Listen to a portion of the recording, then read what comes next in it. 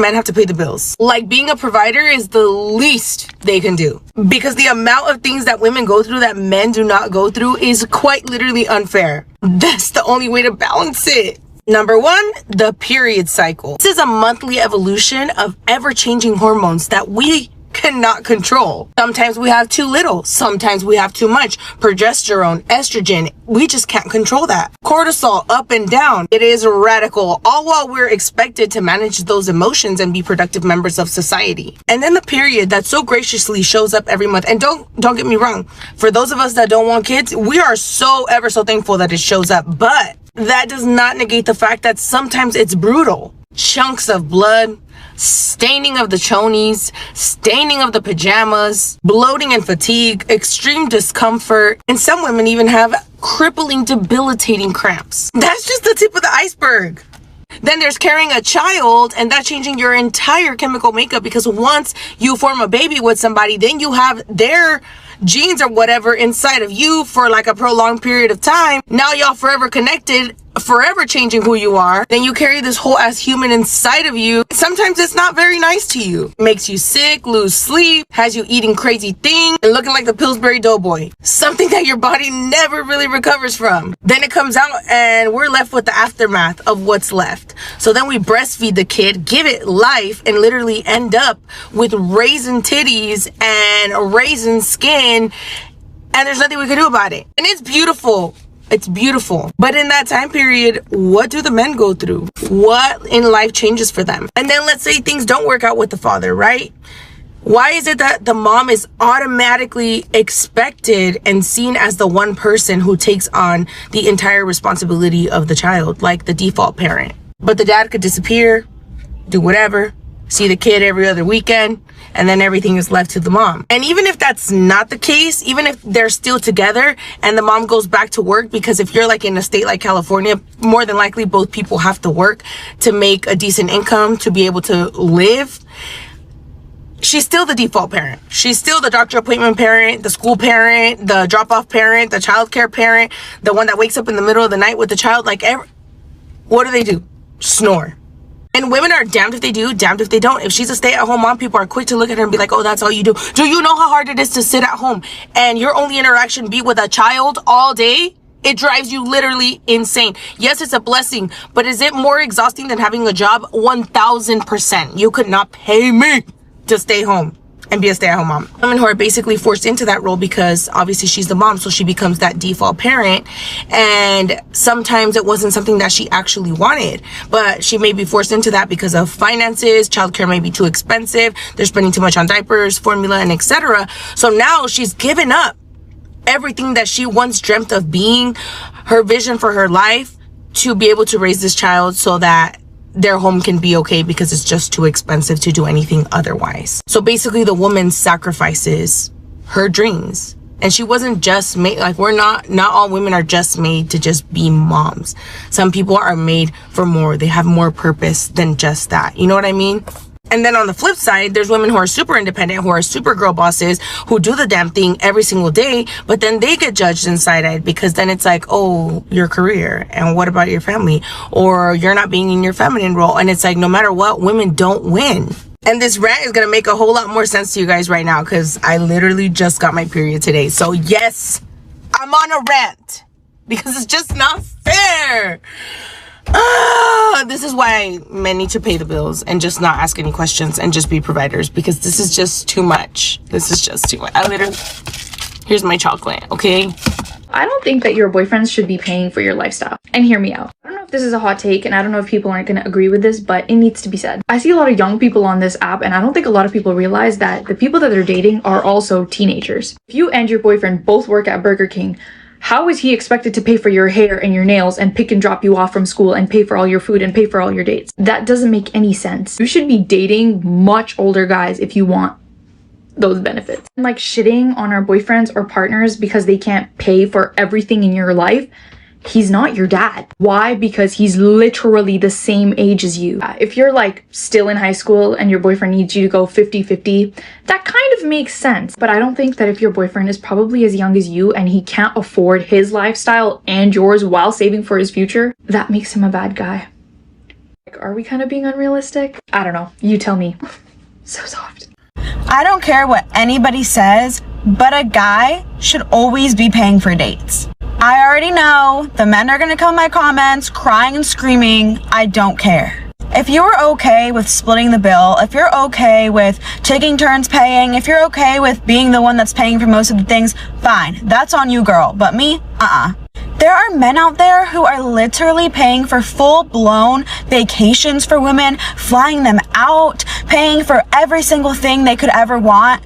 And you're gonna let a man make you split on a first date? Some men are providers and some men aren't. Some men want to give you the world in that aspect, and some men want to do 50-50, and that's fine. That's not what I want. I'm sorry, but if I'm having your baby, if I'm giving birth to a whole ass human and going through everything that I have to do for that, I am not doing 50-50. It is not a crazy ass bitch. There are so many men out there who do it, trust me. And if a guy is asking you on a date and not paying, stop. You'll never hear from me again.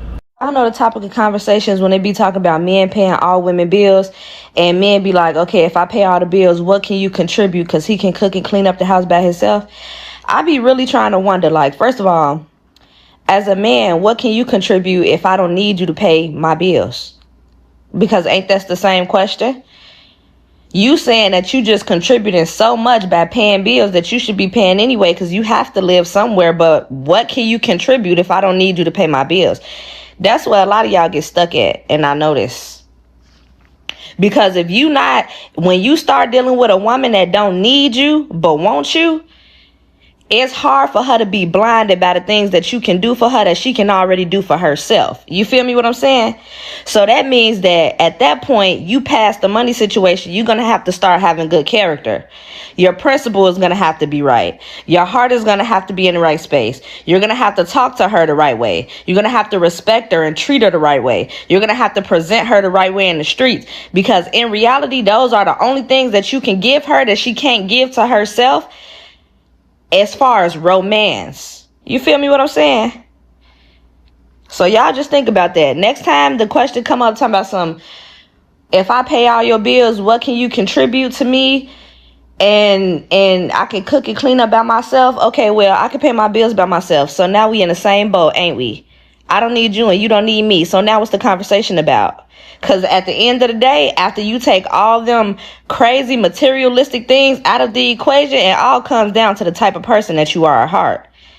And that's when y'all have a lot of issues looking at yourself in the mirror. The only time having a boyfriend is worth it is when he is able to fully support you and pay all your bills. I said it. Yeah, you said it. But wouldn't it just be so much easier to admit that one is broke and can't actually handle being an adult and paying one's own bills? He's not your husband. If you're gonna be a girlfriend to someone, he needs to be paying all your bills. Otherwise, why is he there? What is his purpose? Well, I could think of several reasons, actually, but what do I know? He's just a boyfriend. Meaning if he leaves you, and a boyfriend is not a legal title. Congratulations for figuring that part out. If he leaves you and promises you marriage, leaves you with nothing, you get nothing. At least they understand the basics. But if he's paying all your bills, you're able to save money, you're able to invest into businesses that you want to do. If he leaves you, you're leaving with something else at the end of it. Another example of a strong, independent woman who can stand on their own 2 feet. Not at all a gold digger. But to date a guy and be someone's girlfriend for free? Is it just me, or is some women completely lost when it comes to actually understanding what the concept of dating is? Being someone's girlfriend is not worth it, okay? No. If you're gonna be a girlfriend, he needs to be paying a bill or two. These bills are due. I'm not usually anyone's girlfriend, but I'll make that exception for you if you're willing to pay some bills. If you're willing to pay a bill or two. I can just imagine all the men running to that woman's profile to take advantage of that situation. Right. This is in regards to if men should pay for absolutely everything. If men are to pay for everything, that means they would have to work a lot and not have time for you. The creator tagged me in the video and asked me to comment. The thing is, you need to know what you want out of your life. A big house, if you have one, a mansion, requires money and cleaning services because you won't be able to clean it alone, or if you do, it'll be a full-time job. What kind of life and lifestyle do you want? If you want a provider husband who's going to look after you and you want to have 5 children and be able to stay at home with those children, let's say, for example, then you're going to have to take the sacrifice of limited time with him. How much time do you need? How big is your cup of attention and interaction? The reason this creator is wise is because she is deduced at a younger age. I presume she's under 40 by looks, that she wants somebody who's going to be around a lot. She doesn't necessarily want a provider type, but she wants somebody who she can share equal responsibilities with, and Bob's your uncle, everything works. However, and this is a big however, sometimes before having children, before having a partner with whom you're going to have those children, 50-50 relationship sounds like a good idea until you take on the mother load of motherhood. And the load, if you're a mother, you will write in the comments, is immense and it is huge. And the men that try to take on that load can try as much as they can, but they can never quite succeed. I've heard it again and again and again. I think out of many thousands of people that I've talked to, maybe 1 or 2 men can actually carry that load somehow. So the idea of it happening for you might happen, but it's unlikely. Therefore, if you are planning a family and all those things, understand that you might have a resentment at the end that he is not pulling 50% of the child rearing, household duties and all those things, which is why for me, personally, you don't have to live like me though. I knew that I would want someone who wasn't like that when I met him, by the way, like he progressed in his career and grew, but I knew I wanted someone who, if I needed to, could pull 100% of the financial load. Life might not be as bougie, life might not be as, all of that, but I knew that I want somebody who could pull the financial load if he wants children while I raise them, because pregnancy, that's a whole other thing, baby. Oh my god, like the hardest part by far, but that's my opinion. To round it up, my point is, know the shit sandwich that you're willing to eat. Is it time without him? Or is it working your ass off when you want to be with your young child? Because you're going to eat one way or another. That's the beauty of life and the sacrifice of life. You're going to have to pick one, baby, and roll with it. Do you think a guy should pay for all the dates? No, I disagree. When we first started dating, he paid for the first date, and then by the second and third date, I would pay for a drink towards the end, and then once we were exclusively dating, we would start splitting stuff. So when you guys get married, you guys gonna have a same bank account? Married. Oh, you're married. Congratulations. How long you guys been married? 3 months. So do you guys share a bank account or have separate bank accounts? Same bank account. Really? Why? It's old school. I guess everything's the same. What about if you want to spend some money on something and he wants to spend some, how do you guys deal with that? I tell him I make my own money, and if I want to pay for something and I want to get something, I could get it. What about your opinion? She's a boss. What got you guys to say, you know what, we're gonna make a commitment to be together? Because we're in love with each other, and he's my soulmate. It's the love of my life. I love it. Now, what's gonna keep that love when things you get a little tough and challenging? What's gonna keep that fire to stick around with each other? We just have conversations and work through stuff and communicate with one another and work through stuff. We're best friends. You have to marry your best friend. It's important. Is a man obligated to pay all of the bills? Absolutely. Unequivocally, yes. And that's probably going to piss some people off. I'll caveat it with saying that everybody's going to have their own relationship and their own priorities. But for me, I actually get joy out of taking care of you or taking care of different members of my family. And also, I love when I can focus on work for 8, 9, 10 hours in the day, and I can come at the end of the day to you and our puppy, and I can experience kind of your feminine energy and your love and your kindness. And we tried at one point, you trying to build a business and me building my business, and we almost never had any time for each other. And it felt like we were almost competing with each other in some ways.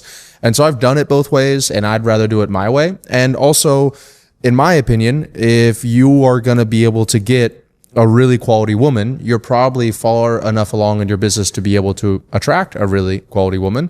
And in order to do that, that means you're probably making decent money. And in all honesty, for you to catch up to the money that I'm making in my business, it would probably take too long. So this way, this is the best use of my time, and this is the best use of your time.